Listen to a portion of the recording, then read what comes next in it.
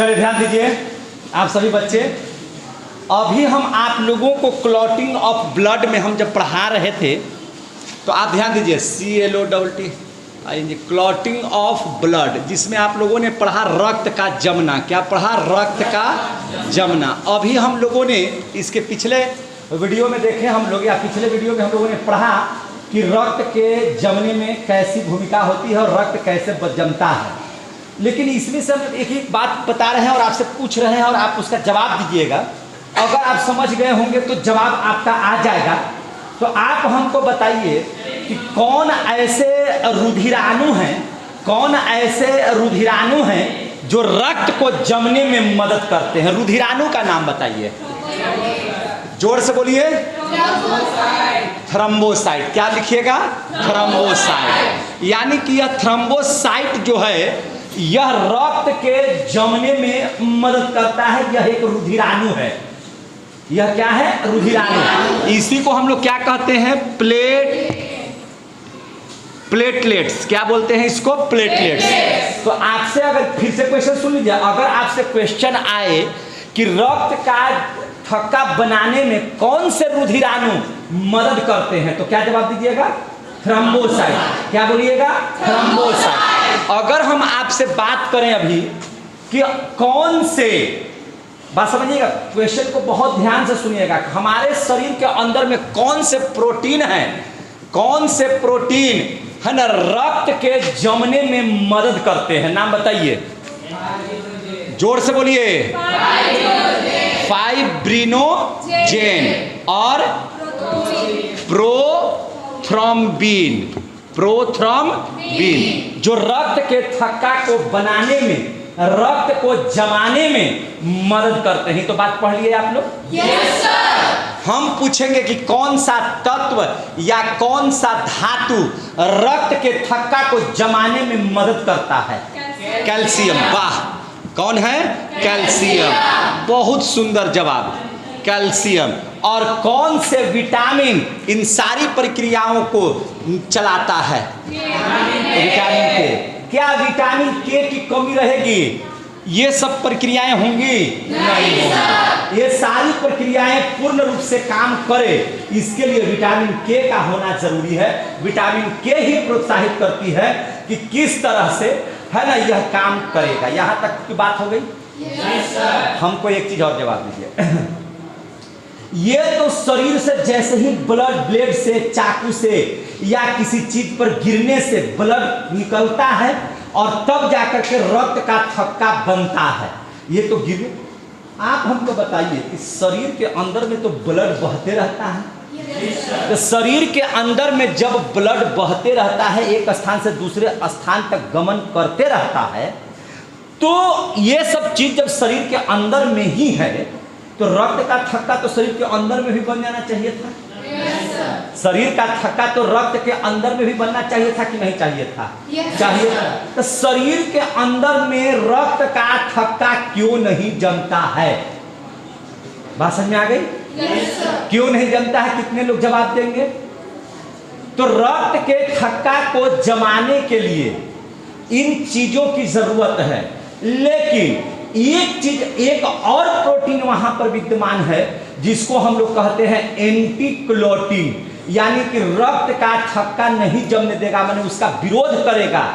वह चीज कौन है? क्या नाम है उसका? हिपेरिन। क्या नाम है उसका? हिपेरिन। यानी कि एंटीक्लोटिन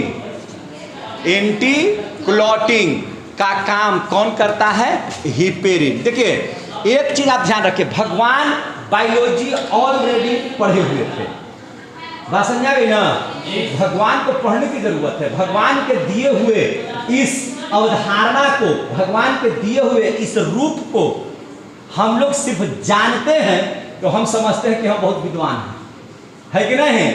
जबकि ये सब चीज भगवान कितना बढ़िया से निर्माण करके भेजा है कि बताइए ना, इतना चीज रहेगा तो रक्त का थक्का जमा देगा, और इतना ये अंदर में चला गया, ये अंदर में जब चला गया तो यह रक्त का थक्का जमने नहीं देगा।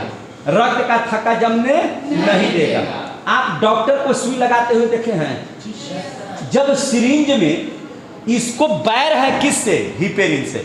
हिपेरिन को वायु से बैर है। अगर इसको वायु के संपर्क में जैसे ही आएगा हिपेरिन काम करना बंद कर देगा, एक तरह से वह मृत हो जाता है। अगर यह मृत हुआ तो इन लोग तो रक्त को जमाने में अपना काम करना शुरू कर देंगे कि नहीं कर देंगे? बात समझिए। अगर मान कर चलिए कि हिपेरिन जो है, ध्यान से समझिएगा, हिपेरिन जो है उसको दुश्मनी किससे है? हवा से। उसको दुश्मनी किससे है? हवा से। हवा के संपर्क में जैसे ही आएगा यह अंदर में भी रक्त का थक्का जमा देगा। चूंकि इसका काम खत्म, हिपेरिन मरा तो ये सब जो है से जमाना शुरू कर देगा। इन लोग क्या करेगा? जमाना शुरू कर देगा। बात समझ आ गई? इसीलिए डॉक्टर जब सुई देता है तो आप देखिएगा नीडल में भर करके सुई को ठोकता है ऐसे, और ठोक करके थोड़ा सा ऊपर की ओर करके पूरा निकालता है, मैंने जो दवा है दवा को थोड़ा सा गिराता है तो देखिएगा कि कुछ बुलबुला भी फेंकता है। वह बुलबुला क्या बनता है? बुलबुला क्यों बनता है? चूंकि वहाँ पर वायु भरी रहती है। वहाँ पर क्या भर जाती है? वायु भर जाती है। तो उस एकदम उसमें वायु नहीं होना चाहिए, उसमें वायु नहीं होना चाहिए। अगर वायु जैसे ही हमारे शरीर के अंदर में यह सुई के द्वारा प्रवेश कर जाएगा तो वह हिपेरिन को क्या कर देगा? प्रभावित कर देगा। और हिपेरिन जैसे ही प्रभावित होगा, हिपेरिन जैसे ही प्रभावित होगा, फाइब्रिनोजेन थ्रोम्बोसाइट और जितने भी ये सब प्रक्रियाएं हैं अंदर अंदर खून को जमाना क्या कर देंगे? शुरू कर देंगे। और रक्त का थक्का जहां बना, रक्त का थक्का बना तो हेमरेज हो जाएगा। रक्त का थक्का बनेगा तो क्या हो जाएगा? हेमरेज। और उसी को कहते हैं ब्रेन हेमरेज, कि रक्त का, जैसे सबसे पहले बात समझिए, ये इधर इधर तो धमनी और सिरा, आर्टरी जो होता है, आर्टरी और वेन जो होते हैं, इनमें तो ब्लड पास करने के लिए कुछ मोटा भी होता है, लेकिन जो ब्रेन में न्यूरॉन होता है उनकी नसें इतनी पतली होती हैं कि ब्लड अच्छा से प्रवेश कर जाए, सभी ब्लड अच्छा से प्रवेश कर जाए, यही बहुत ज़्यादा मुश्किल होता है। बहुत पतली नसें होती हैं और उन पतली नसों में ब्लड जाता है। अगर वहाँ पे रक्त का थक्का बन जाएगा, ब्लड पास करेगा? और जब ब्लड पास नहीं करेगा तो वहाँ पे न्यूरॉन्स आपस में क्या हो जाएंगे? सटेंगे कि नहीं सटेंगे? सटेंगे तो हेमरेज होगा कि नहीं होगा? तो सबसे पहले रक्त का थक्का बनने पर क्या होता है? ब्रेन हेमरेज कर जाता है। उसी को क्या कहते हैं? हेमरेज। क्या कहते हैं? हेमरेज। ब्रेन हेमरेज कर गया, मर गया। ब्रेन हेमरेज किया और आप मर गए। क्लियर हो गया ये matter? Yes sir. Brain haemorrhage क्यों होता है से? Yes sir. तो इसीलिए क्या किया जाता है, आप देखिएगा, पानी का बोतल जब चढ़ाया जाता है, किसी को सलाइन कराया जाता है, तो आपको पानी रहते हुए भी थोड़ा सा पानी रहेगा ना, उसी समय उसको बदल दिया जाता है। बदल दिया जाता है कि नहीं बदल दिया जाता है? क्योंकि अगर पानी खत्म हो जाएगा तो वायु शरीर के अंदर में प्रवेश कर जाएगा, और वायु जैसे ही प्रवेश किया हिपेरिन को खत्म कर देगा। वायु को बैर है, वायु की दुश्मनी है हिपेरिन से। अगर जैसे ही वायु को देखेगा हिपेरिन मर जाएगा। हिपेरिन जहां समाप्त हुआ बाकी सब मिलकर के ब्लड क्लॉटिंग का काम शुरू कर देंगे। और रक्त का थक्का जमना जानलेवा है। रक्त का थक्का बनना क्या है? जानलेवा है, मरना तुरंत है। इसलिए रक्त का थक्का जमना शरीर के अंदर में जरूरी नहीं है। तो अब बताइए, अगर ये मजबूत नहीं रहेगा तो इस सब तो इसको पटक करके मार देगा, मार देगा कि नहीं मार देगा? ये सारे चीज इसको पटक करके मार देंगे कि नहीं मार देंगे? तो जब इसको ये सारे चीज पटक करके मार देंगे, आई मर जाएगा, तब तो इन लोग अपना काम करना शुरू कर देगा। तो इसीलिए इसको मजबूत होना शरीर के अंदर में जरूरी है कि नहीं है? जोर से बोलिए ना। शरीर के अंदर में इसको मजबूत रहना जरूरी है कि नहीं है? तो यह इतना मजबूत रहता है कि शरीर के अंदर में जब तक ही रहेगा, शरीर के अंदर में जब तक रहेगा, तो एक बात जानिए, सबको इससे डराएगा। अरे फाइब्रिनोजेन, अरे थ्रोम्बोसाइट, अरे कैल्शियम जमेगा, लतिया देंगे, मार के मुक्का से एकदम थूर देंगे, कुछ देंगे। तुमको जमना है, जमा दे। हम जब तक जिंदा हैं हम तब तक एकदम पानी की तरह शरीर के अंदर में दौड़ते रहिए। इन लोग कहेगा जी हुजूर, दौड़ेंगे, पूरा दौड़ेंगे, एकदम हवा को नहीं आना चाहिए, सरकार किसकी बनी है? हिपेरिन की। एकदम मजबूती के साथ वहां पर खड़ा है। विटामिन के भी लगा हुआ है। विटामिन के जानता है कि जहां हम सोए तहां इन लोग ब्लड का क्लोटिंग कर देगा, यानी कि रक्त का थक्का बना देगा। बात समझ में आ गई ना? आप जानते हैं कि थ्रोम्बोसाइट वायु से जैसे ही मिलेगा, थ्रोम्बोसाइट वायु से मिलेगा, रिएक्शन करेगा। करेगा कि नहीं करेगा? आप बताइए जरा सा, आपको पढ़ाए हैं ना अभी। थ्रोम्बोसाइट वायु से मिल करके क्या बनाता है? जोर से बोलिए। थ्रोम्बोप्लास्टिन। क्या बनाता है? थ्रोम्बोप्लास्टिन। थ्रोम्बोप्लास्टिन का दोस्त कौन सा धातु? कैल्शियम। ये दोनों मिलकर के किसको जगा देता है? प्रोथ्रोम्बिन को। किसको? प्रोथ्रोम्बिन को। किधर है? ला ला ला ला ला ला ठीक करे हैं। चलो चलो जमाते हैं। वो क्या बना देगा? थ्रोम्बिन। और थ्रोम्बिन को प्यार किससे है? फाइब्रिनोजेन से। किससे है? फाइब्रिनोजेन से। फाइब्रिनोजेन से मिलकर क्या बना देगा? फाइब्रिन। और फिर फाइब्रिन प्लेटलेट से, रुधिराणु से मिलकर के क्या बना देगा? रक्त का थक्का। क्या बना देगा? रक्त का थक्का। क्लियर हो गए? समझ में आया? अब इन लोग बनता किधर है? ये फाइब्रिनोजेन, प्रोथ्रोम्बिन या हिपेरिन बनता कहाँ है? तो आपके शरीर में है लीवर। लीवर को मजबूत इसलिए रहना पड़ता है कि लीवर अगर काम नहीं करेगा तो फाइब्रिनोजेन नहीं बनेगा। और फाइब्रिनोजेन नहीं बनेगा तो अंगुली कट जाने के बाद जो है से कभी भी ब्लड रुकेगा? कभी भी ब्लड रुकेगा? सब ब्लड बह जाएगा। सब ब्लड क्या हो जाएगा? बह जाएगा। अगर मान के चलिए कि अगर लीवर काम बढ़िया से नहीं कर रहा है तो हिपेरिन बनेगा। जोर से बोले, हिपेरिन बनेगा? हिपेरिन नहीं बनेगा तो शरीर के अंदर ही में रक्त का थक्का बन जाएगा कि नहीं बन जाएगा? तो इन सभी स्थितियों में ये तीनों को बनाने वाला कौन? लीवर। ये तीनों को बनाने वाला कौन? लीवर। तो लीवर है ना सबसे बढ़िया चीज। आपके शरीर का जो लीवर है, लीवर में तीनों का निर्माण होता है। किसका?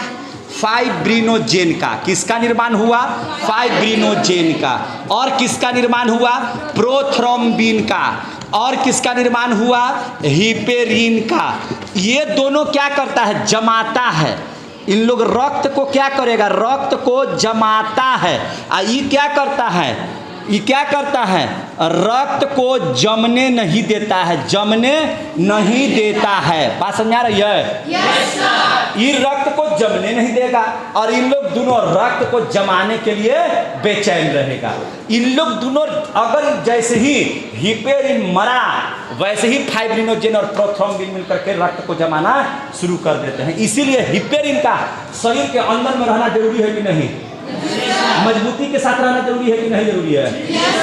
बोलिए। बात समझ आ रही है?